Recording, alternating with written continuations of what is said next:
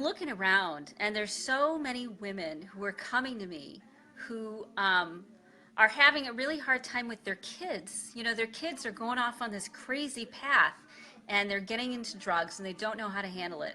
Or they're in these relationships where they've been with people for decades, and they still don't understand how to make the relationship work. They're still fighting. There's still these issues, and they can't figure it out. They're watching their parents get older, and they don't know what to do. They don't know whether to, have them live independently, have them move in with them.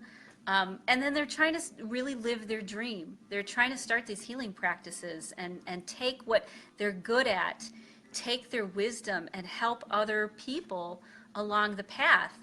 But they look around and they're frozen. They're paralyzed because they have these thoughts which keep making them doubt themselves and question themselves.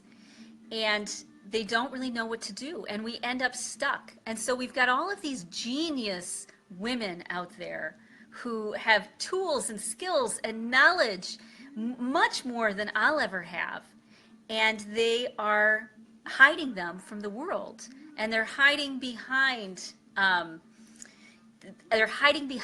tools. They're hiding behind the information. And they aren't realizing that they have the information. And when we start to trust ourselves and have confidence in what we know, and we're comfortable with it, we start to take risks, great risks. We start to grow and evolve and have the life we would love to have. So, Kathy, I'm going to ask you another favor. If you could set your timer so that at about 40 minutes after, so at about 7:40, you send me another little mention, I'd appreciate it, because that'll tell me, that I've had enough time to talk about this stuff. So I'm going to start talking about the first time that I trusted my intuition. So I had recently been fired. I was just fired from my dream career. I'd spent all of these years and all of this studying, and I was manager of a nature center, and it was what I was supposed to do. I was supposed to help people connect with the natural world and understand the bigger picture, and really connect with the spirituality and the oneness of everything. And I had just been fired, and I didn't know what I was going to do, and I was terrified to look for another job in my field, because I thought I'm going to fail. I'm not going to know what I'm going to do. And if I'm going to make a change in my life, now is the perfect time to make the change. I'm motivated because I'm fired. I need to start the next chapter of my life. And so this was the turning point for me. And so I decided, all right, what I'm going to do is I'm going to finally trust, because I don't know what to do, and nobody else knows what to do either. I'm going to finally trust in something, because I'm lost and I'm scared, and I don't want to let anybody down, and I had a house, and I'm married, and my self-esteem's on the line, and my parents want me to do well, and my family wants me to do well, and I want to do well. And so I said, well, here we go. And I had a deck of tarot cards, and I pulled them out, and I made a list of all the jobs that I could do, and I used the tarot cards to guide me in a good direction. So let me tell you what my life was like before this. Let me tell you what my life was like when I was 20. When I was 20, I was super confused. I was sick to my stomach almost every morning. I had to ask everybody their opinion for what to do with my life. I had to constantly be questioning, constantly doing what I was told, being a good girl, following the rules, and it wasn't working out for me. I wasn't really moving in a direction. I was doing what I was told. I went to school for the degree that I thought I should go into, that I was told to go into. And I studied what I thought I was supposed to study. And I got the job as a kindergarten teacher because I thought, this is what I'm supposed to do. I need to follow the path, of what's rational and reasonable and will make people happy. Because they've been through this, they know what to do, and I clearly don't. So at 20, I looked good, but I didn't feel good, and I didn't like my life, and I wasn't happy, and I triggered at the slightest things, and I was afraid of anybody getting angry, and I never contradicted anybody because I didn't want them to be angry at me. I was a genius at knowing how to get along. I was a genius at knowing how to keep people happy and make friends, except I was weird and I was awkward. So I knew how to give people what they wanted, but I was also turning people off. There was this whole mixed bag. I couldn't get ahead no matter how hard I tried.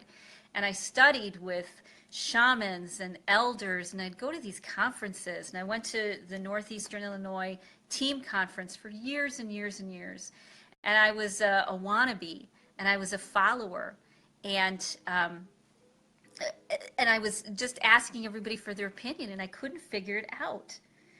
So one of the things that I learned from this period of my life, from my 20s, is that when you're constantly asking people for their opinion, when you're constantly doubting where you should go and what you should do, if you're saying sorry you're all the time, if you're apologizing, if you spend hours and hours and hours, hi Mary Jane, nice to see you, trying to figure out what you should do, it's actually pretty boring to people. And I've got a great story around that. It was a wonderful life lesson for me. I was in college, and I used to play the one-up game. I used to whose life is worse game. Until when I got to college, and on my floor was another woman who played the whose life is worse game. You know that game where somebody says, oh my God, I had a bad day. And you say, really? I know. I had a terrible day. Let me tell you about it. And it was all about me. And it was all about how I didn't know what to do and where I was going and what the right answer was. And I turned it all about me. And until I met this woman who did the same thing that I did. Who, as soon as you said, well, I'm really tired today. Really? Let me tell you how tired I am. Let me tell you how awful my life is and what I'm questioning about and what I'm confused about and what I don't know what to do. And I realized that's really boring. When people aren't confident, when they aren't able to be present with other people because your mind's spinning around and around and around your issues all the time, when you can't be present, it's boring.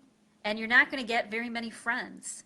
And that's a real life lesson that I learned, that if I wanted to have friends, if I wanted to have community and connection, and I wanted my life to look better, then I had to learn how to not be so needy. I had to learn how to fix my own problems, because nobody was going to help me. Nobody was going to help me figure it out. And even though I didn't trust my intuition, at the time, I knew that it was on my shoulders. If I wasn't going to do it, then it wasn't going to get done.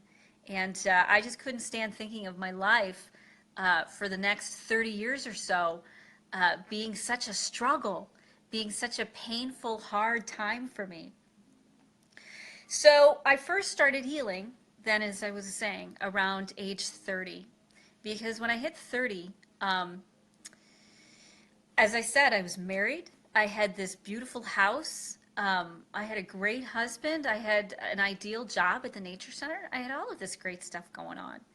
And but I woke up every morning furious and angry and in a rage and in pain and hating the day and not feeling good until about noon. And that started kind of a big healing journey. And this was before the tarot cards still. But this is when I started to get into self-help, and I started to get into shamanism, and I started to study with the elders and learn, crystals, and learn pendulums, and learn tarot cards, and learn all these great tools. I would go up to the UP Upper Michigan, and I would hang out with a group of Ojibwe, which I just loved. They were beautiful mentors. Bruce Hardwick, 350-pound Ojibwe. And I'd participate in these sacred fires and these talking circles. And there would be all of these mystical things going on. There were Bigfoot that lived in the backyard that you could feed, and people would take pictures of orbs around the fire, which I didn't see. And there would be all this magical, mystical stuff. And I thought, I just have to study. maybe I'll get good at what maybe I'll find myself.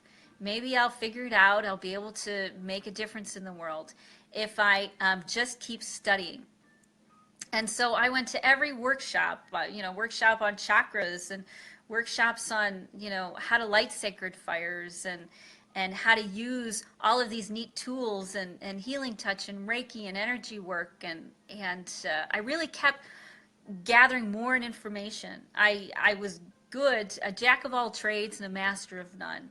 And that's because I was way too scared to figure out that I could trust my intuition. I still needed something outside of myself to tell me what to do. Okay, if I muscle test, what's it telling me what to do? How about if I pull a tarot card? Now, what's that telling me what to do? And with every pendulum swing, and with every tarot card I would pull, and with every crystal that I would grab out, I'd go, yeah, but it could be this, or it could be that, or look, there's a butterfly in the corner. Maybe it means that. Oh, look, the crystal underneath the sun, it sparkles in such and such a way. Maybe it means this. There's a hawk on the telephone line. This is what it means. I'm not alone. I don't have to do this by myself. I'm supposed to look for a hawk view. There's a snake. What does that mean? I was looking for meanings everywhere, and my head would just spin because I still didn't trust my intuition. I still believed that I needed something outside of myself to help me figure it out, to help me answer the big questions in life. Where should I go? What should I do? Who should I be? Who my friends should be? Should I stand up? Should I sit down? Should I spin around? For every single question in the world. And the lesson I really got from that is that using all of those tools, all of those tricks and healing techniques and all of that, they give you a lot of mixed messages, and it gets super confusing, and it gets even harder to hear yourself think, to know the right thing to do. Because now you not only have the advice that the man on the street is giving you, now you've got mystical advice from lifetimes past, you talking to you, and now you're channeling, somebody from Orion. Now you are, talking to the Great Bear, and what does the Great Bear have to tell you? Oh my goodness. I couldn't keep it straight. I couldn't keep straight all of the messages that I was being told. And then I also met a woman, and this was kind of a turning point for me. I met a woman who said to me, she says, the universe is telling me I have to tell you this. And I sat there thinking, no, you don't have to tell me this. If the universe is talking to you, the universe is talking to you. The universe isn't talking to me. But go ahead, tell me, because maybe I'll sort it out. And I realized when we put ourselves on this high and mighty, this I'm channeling mystical energy, I'm channeling secret messages and secret knowledge that nobody else can have, and no, it's really reckless, and it's arrogant, and it's not a lot of fun to be around. It's only so much fun being around somebody who has all the answers for so long. And then you start to get irritated and bored, and you start to question them. Guess what? The same thing happens when people are around you. When we're relying on secret messages and magical sorts of things, which exist, don't get me wrong, they're awesome, and all that stuff really is out there, and it really talks to us. But when we rely on it, when we say, this is what should be done, period, no questions asked, because this is what I was told, and this is what you need to do, and then we react to things, we start to place ourselves on a pedestal. And I saw a lot of people, wise, good-hearted people, who would fall into the secret knowledge trap. And what would happen is people would start to question them. People would start to come after them because they said, you've got secret knowledge, really? Tell me about it. So I realized humility was one of the most important parts of helping people. To be humble enough to question yourself, to keep growing, to wonder if the thought that's coming into your mind is good or bad or right or wrong or up or down. To not just take everything on your felt sense, because, our intuition can be very off. And if we say, this is what I heard, so this is what it must be, period, end of story, then we don't open the door for us to be even better healers, even greater healers than we could be. And in fact, we turn a lot of people off because we are all healers. We all have that ability. And when we put ourselves one above another, saying, I'm above you. Hi, Patty, nice to see you. I'm so glad you're here. When we put ourselves above one another as an I'm above you or you're above me, you know, that's not really what's best for the world, because we are equals here. And when we can own the fact that we are equals and we've got stuff to share and that we're human beings living an experience, that's when our intuition, that's when our wisdom really reaches its peak. When you combine a compassionate point of view with humility. So, okay, as I said, I've got my notes, so thank you very much for that. All right, so I wanted to go back to the tarot cards. I wanted to go back to how I put my faith in reading tarot cards that I had no idea if they would work or not. So what I did is I had been fired. I was trying to find the next career in my life, my next life path, and I had nothing to lose. And that's when I started to grow my intuition. So I made a list of all the jobs I could think of that I might be interested in. And I pulled out a deck of tarot cards I happen to have. And I said, I am going to trust and I'm going to believe in what the tarot cards tell me. And that's the direction I'm going to go. Good Catholic? All right. That's what I'm going to follow, because I've got nothing left to lose. I don't know. Clearly, everything I've done up until now has made my life more difficult, to the point where I got fired because I wasn't a very good manager, because I didn't trust my intuition, because I didn't follow that. I tried to figure it all out and do everything right and follow all the rules, and that's what got me into trouble, is not listening to myself because I couldn't trust what I had to listen to. And I said, you know what? Enough. I'm going to stop trying to figure it out. I'm going to stop trying to be the smart person that has all the answers. And what I'm going to do is I'm going to trust how I feel. So I made that list, and there were probably about 30, 40 different jobs on there. And one of them was massage therapist, and I never wanted to be a massage therapist, ever. I thought they were a dime a dozen. I knew all these people that I didn't really like who were going to massage therapy school, and I thought, oh my God, this is a creepy job, but I'll put it on there anyways, and we'll figure it out. But all right, I'll be open to it. But I used to think to myself, massage therapist, really? But I put it down on the list. So I do the tarot cards, and I get these spreads of random cards, and you know, some look good and some look bad, and I go with my felt sense. And I do a whole 8 or 9 different cards, and I go with my felt sense. And with my felt sense, I kind of rate and talk about what comes up about each of the jobs that happens. When I got to massage therapy, and I did the spread, it was all of these high cards. It was these, hi Michelle, nice to see you. It was all of these really important cards, so much so that I said, whoa, what is going on here? It really made an impact right next to massage therapy. And so what happened is I said, well, all right, I'll investigate it. I'll stay open. I'll stay curious. And I said, if I'm going to go into massage therapy, it's going to be on my terms, because I don't want to be another fly-by-night sort of person that, just does what everybody does. I'm special. I'm important. I'm going to go to a really cool school. And that's a whole other story, where I ended up at this great school immersed in Asian medicine, and they did acupuncture and Chinese herbal medicine out of there, and mystery school in the back, and Kabbalah, and lingual, just all sorts of everything, tapping and EFT, as well as shiatsu massage. And I dove deep into Asian medicine.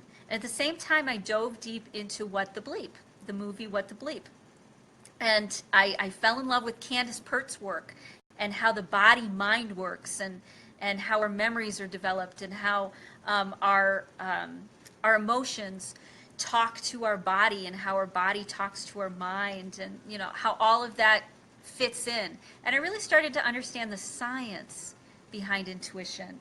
And the great thing about that was I learned that I can change, that I am not trapped in the intuition that I was, born with, or the intuition that I thought I had. I didn't have to feel that I had to question every thought that came into my mind or every feeling.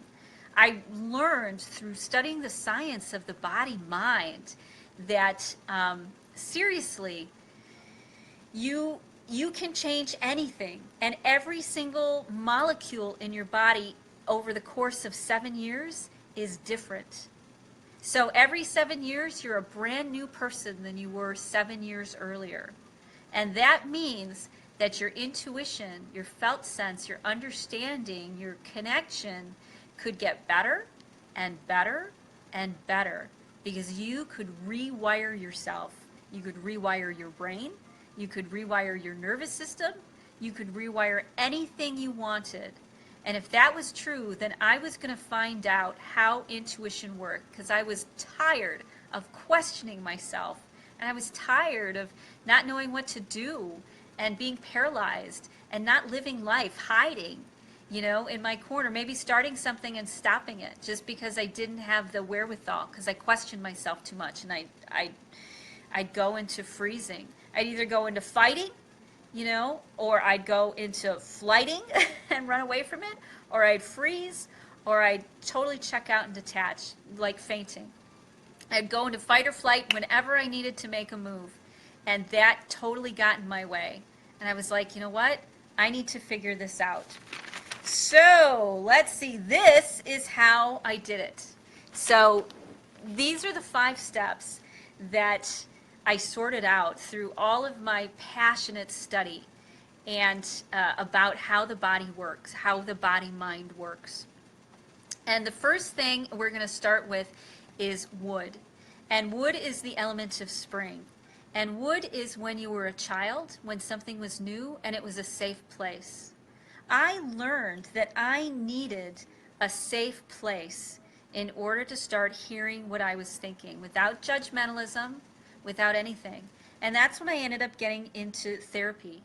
And I found some really great therapists, and the psychologist I work with now is amazing. And I perfectly chose her because she had a background in my sort of trauma and my sort of challenges. And I said to myself, you know what? I'm going to work with someone who specializes in this so I can feel safe. So I found a great therapist where I felt safe enough to start feeling things. And then I started to learn how to make myself feel safe in my own life and give myself a safe place every day without me judging myself, with a ton of compassion, a ton of understanding. Hi, Janine. Jeannie, nice to see you. A ton of understanding to make myself a safe place for myself so that I had compassion for who I was, that I enjoyed, the clothing that I put on, that I did things which were nice for me. I learned that was a critical part to having intuition. Because if you feel something or hear something, and the first thing you do is say, well, that's not true, that couldn't be possible, I don't know what you're thinking, what's your problem, where are you going, who do you think you are? I'm not safe for myself. I'm betraying myself again. Every time I knock myself down, I'm telling my intuition, yep, oh, neat, I'm glad that's what happened to you, Mary Jane, nice to hear you. Yeah. So if we have a safe place, if we are safe for ourselves, if we have compassion, then our intuition is going to get much better. Because if we don't hear it, if we don't feel it, we can't act upon it. There's nothing we can do about it. So that's step number 1, is creating a safe place for yourself to hear yourself think. And if it means finding somebody like me who's seen it all, done it all, been through it all, met it all, know people who've done it all, or if you find a great fit, or if you start being easier on yourself and more gentle with yourself, that's how you create that safe space. It's very important. So then the next step, or the next element you need for really amazing intuition is fire. It's based on summer, and it's based on your feelings. So let me tell you a little bit about emotions. Have you ever been doing something and you smelled something, or you saw a commercial, or a memory or a thought came into your head and you immediately had an emotional reaction. That's a trigger. So what happens is when we have hard stuff happen to us in our lives and it hurts, when something hurts, we don't want to pay attention to it. Because it's painful. So we go someplace else. We go into our head, we go into another part of our body. The problem with that is when we shut down a part of our body, it narrows our blood vessels, it stops the circulation in our body. And all of those emotions that we had, all of that pain and hurt, they're chemicals, okay? They're chemicals and they absorb into your system. And so now you've got all of this pain or all of this anger or all of this hurt absorbed, let's say in your organs, absorbed in your shoulder or your stomach or your kidneys or your arm or your wrist or your ankle. You know, we've got a memory. I remember working with someone and when they were a child, they were slapped in the face by their mother. And since then they were shy about their face. They didn't want their face touched because every time that someone would come close, that emotion would come up and it would be so scary and so hard that they would shut it down. Well, that emotion never had the chance to flush through. So if we don't stay present to our emotions, if we don't pay attention to them while we're in our safe place, then those chemicals stay trapped in our body and they never flush out. And so every time we get close, it feels like poking a tender spot. Every time we get close, we react. And our body says, danger, Will Robinson, and it sends out all sorts of more anger or hurt or pain chemicals into our system. So the pain that we have encourages more pain to be released.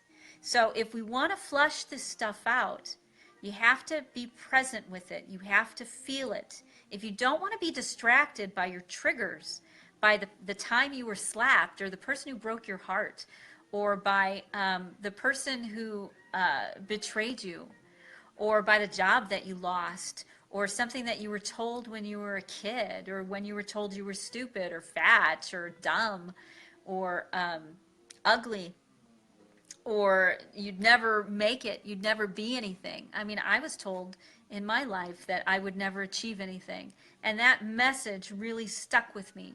And so anytime I tried to achieve something, the thought came in and the feeling came in, don't do it. It's dangerous. You're never going to achieve it anyway, so why bother?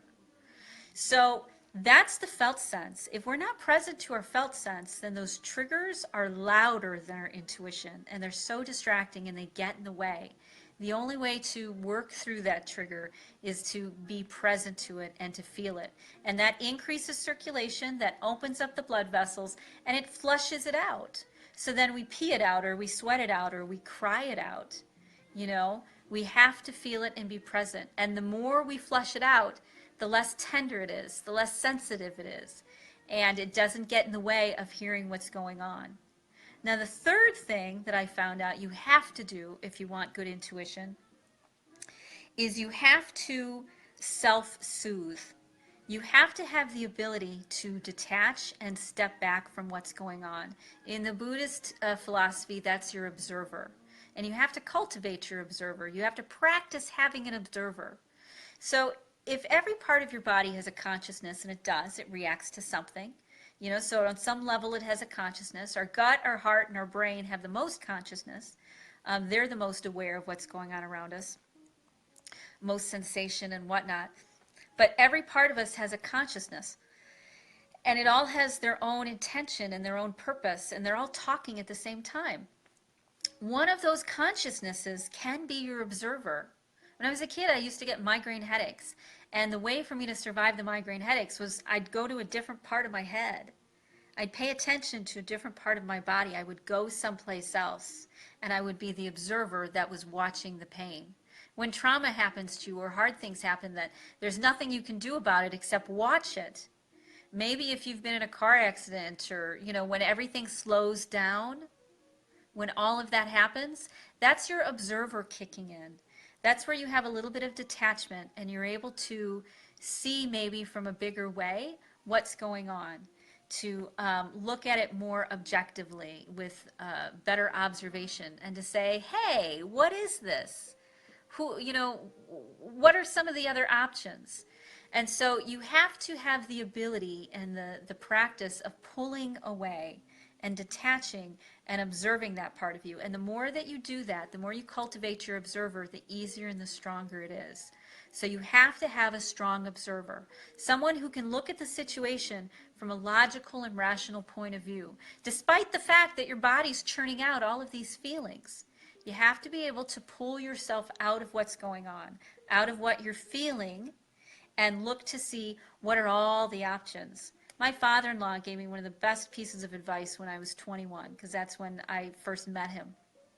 And it was, for every problem, there's at least 10 solutions. There's at least 10 different things going on. And so I remember that every time I pull back. I say there is at least 10 different things going on. I wonder what those 10 could be. And that observation, that self-soothing, being able to watch how we feel and see how it fits in the big picture, that's a really important part of intuition too. Because intuition is a felt sense, but if what we feel is very strong, it could be a trigger, it could be a memory, it could be, something else going on. But we have to check in. We have to take a step back and check in with what's going on. That's important. That's the second half of your intuition, not just what you feel, but your beliefs, your rationality, your ability to see things from a higher perspective, from an ego point of view. So the fourth thing you have to do to have great intuition is you have to have new experiences all the time. You have to be pushing your comfort zone. If you've never been the victim and the victimizer, if you've never been the bully on the playground and the one that's gotten beat up, if you've never played all of those roles, you really don't know where somebody's coming from. One of my biggest pet peeves is when people go to me, when they project onto me what they think my experience is without ever having lived my experience. And so their advice, although really well-meaning, doesn't capture the whole picture. It doesn't capture everything that's going on and all the nuances, because a lot of stuff in healing is counterintuitive. Hear me with that. A lot of stuff in healing is counterintuitive. We have a felt sense, we have a set of beliefs, but we have to really experience something to really understand it. So we have to go against what we were taught and go against what we were trained and stay open to way new perspectives and to new experiences. And through those new experiences, by being curious and open, and when I was getting my master's degree in recreation, one of the things they said, you need to go recreate in a way you've always wanted to. And so I went hang gliding. And when I went hang gliding and my feet lifted off the ground into the air, even just a few feet, because they were trying to teach me how to run, with the glide, and my breath caught, and I had a brand new experience of flying, of being swept off of my feet and into the air. It was the most amazing insight I could ever get, that wow, this experience really exists. And it's that little bit of risk taking. When you've got a good observer and you know that you can control your felt sense and pull yourself out, it gives you the courage to take risks. It gives you the courage to try something new. There have been friends that I've met that when I met them, they gave me experiences I'd never felt before. And I could finally say, wow, now I get it. Now I'm not so judgmental. Now I'm not so narrow-minded. Now I understand what's going on. It's very, very cool. So you have to keep having new experiences if you want to have great intuition. If you just walk in and say, I know because I know because I know, you don't really know, do you? You only know when you know. Does that sound convoluted enough? You only really know something when you know something.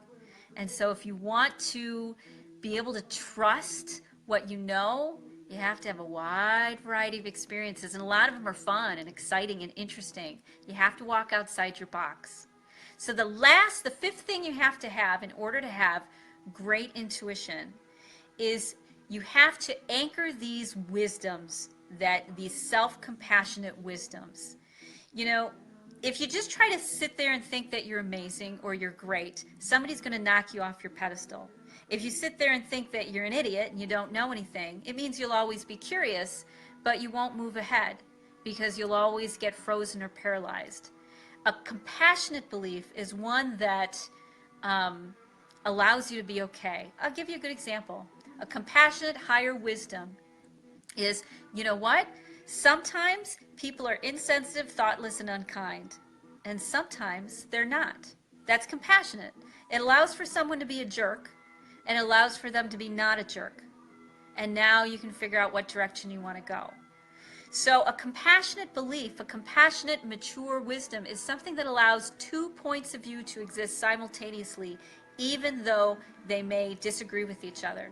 So we may say to somebody, you never listen to me. A more compassionate belief is, sometimes you listen to me and sometimes you don't. Which time is this and what can I do about it? That's a much gentler, more compassionate belief.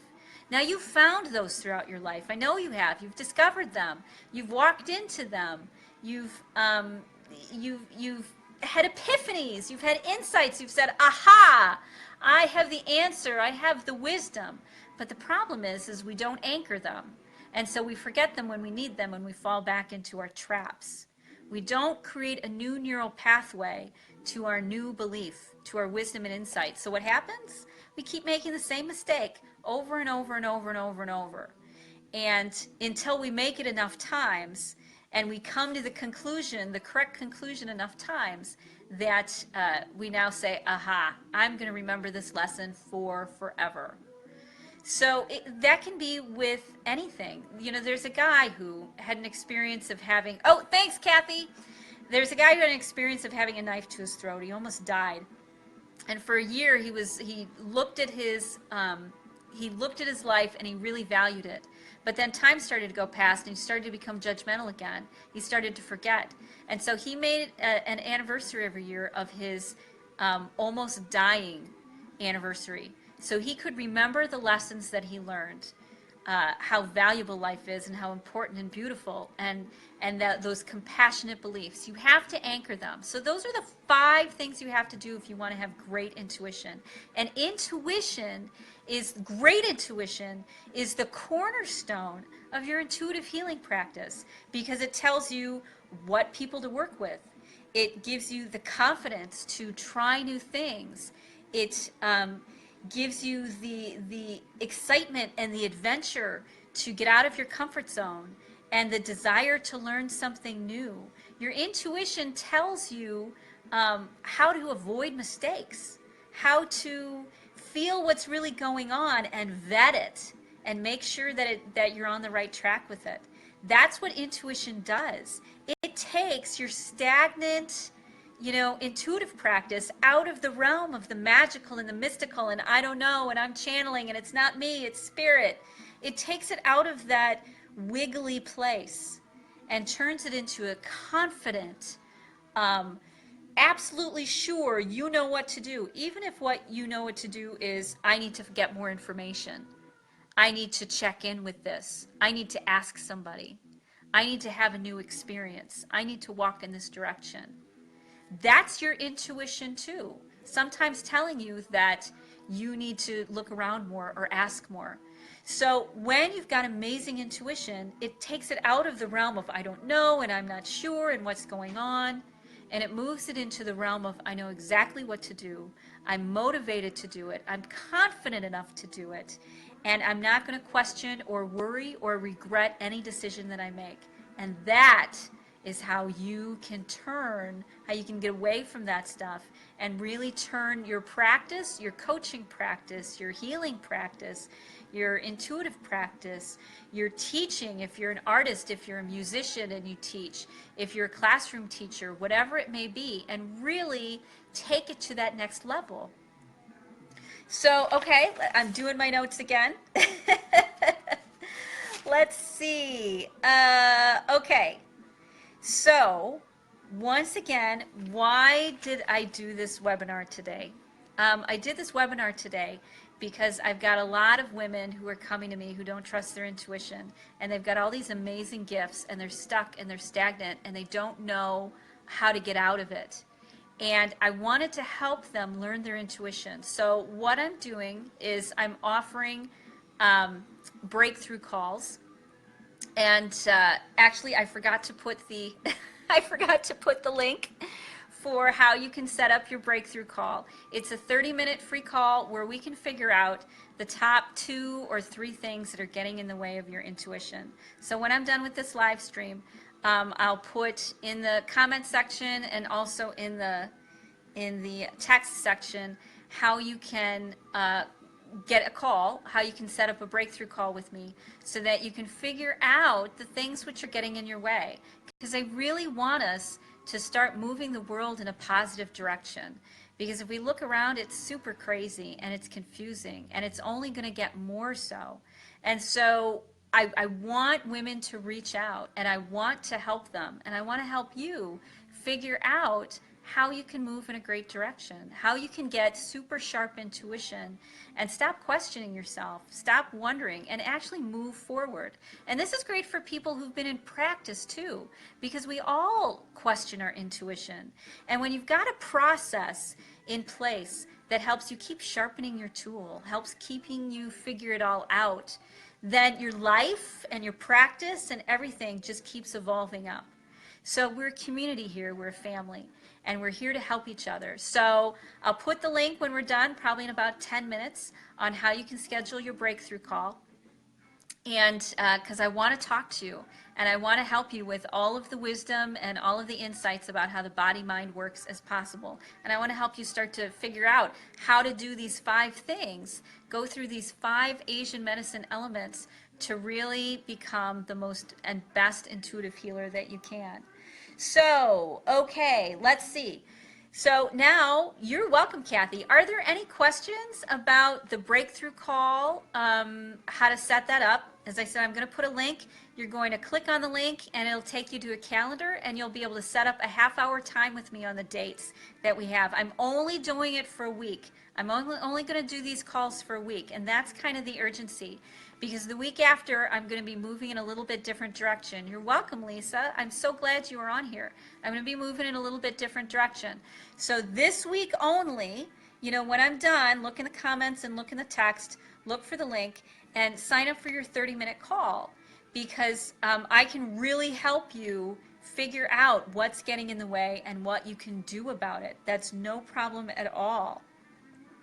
So let's see, anything else? So are there any questions on the topic of the system that I use or the process that I use, the 5 elements, how you can put it more into your life? Do you have any questions about that or what's going on? Okay, good. Yes, the link will be up as soon as we're done.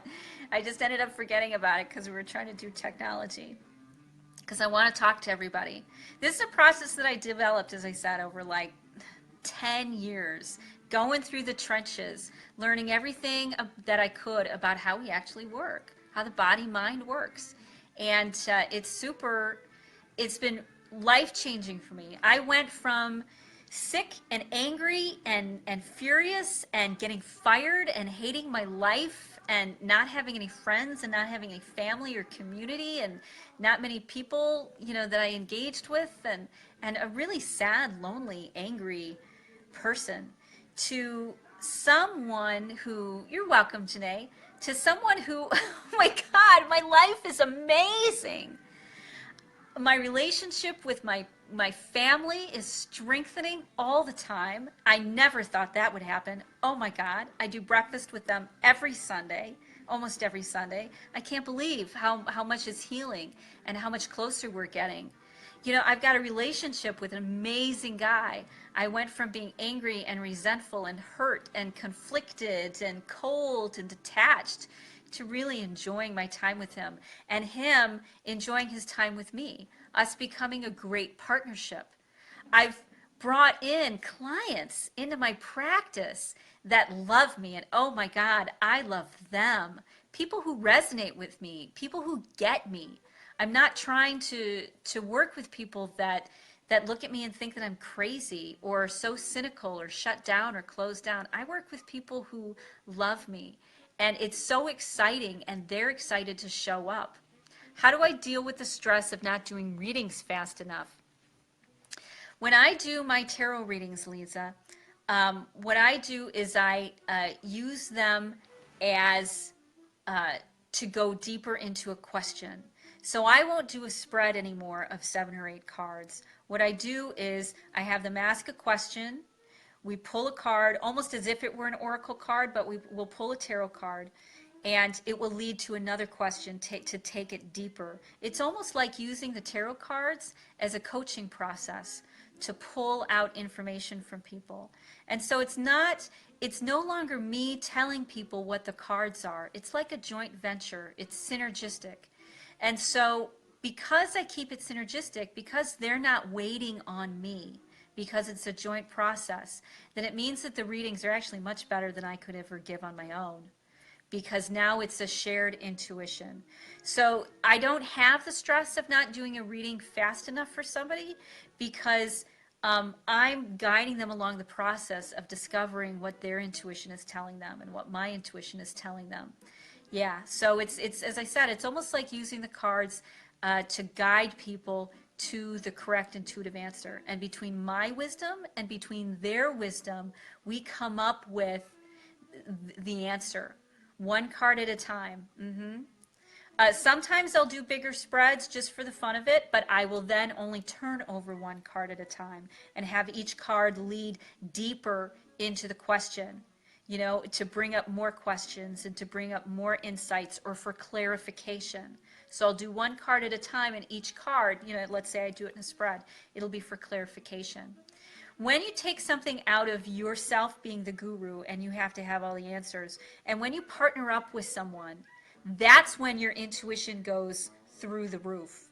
Because now it's not just you, it's both of you, or it's multiples of you. It's everybody together collaborating with this. And the answers you get and the wisdom that comes out of it are mind-blowing and a lot of fun. So not a lot of stress when I do readings, because I don't do the format the same way that a lot of other tarot readers do. A little bit different style. So, okay, any other questions or answers? All right, you're going to look for the link. You're going to click on the link. If there's a problem with the link, tell me. There shouldn't be. But please let me know. Don't message me, text me or email me, 815-245-9673, or rhickman@inspiremassage.com. And so if you have a problem in any way, with it, then let me know, and I'll set it up for you. So you'll click on that. It'll take you to a couple days and times. You can choose from those, and then 5 minutes before your call, you know, or 5 minutes after, you know, that little time range, I'll give you a call, and we will chat for about a half hour. Okay? So I don't think there's anything else. I've gotten so much love and so many people, and thank you for being on here, and thank you for watching my first webinar. Thanks for being my cheerleaders and my friends and part of my tribe. And let's all just keep moving forward, okay? So I'll give a couple more seconds to see if there's any more questions. You're welcome, Mary Jane. I was so happy to do it. I'm so glad Kristen was here. You're welcome, Tiffany. I'm thrilled that you could be on, and I'm thrilled that we could make this connection. Anybody else? All right, I'll do a countdown. 10, 9, 8, 7. You're welcome, Sherry. I'm so glad to see you. You're welcome, Lisa. 6, 5, 4, 3, 2, and 1. I will see you tomorrow morning at 8:15 Central Standard Time for my normal Conversations with the Soul. We are talking about, I don't remember what we're talking about. We've been talking about something this week, but it's cool and it's fun and it's interesting. All right? I will talk to you later. Thanks for being here. Bye.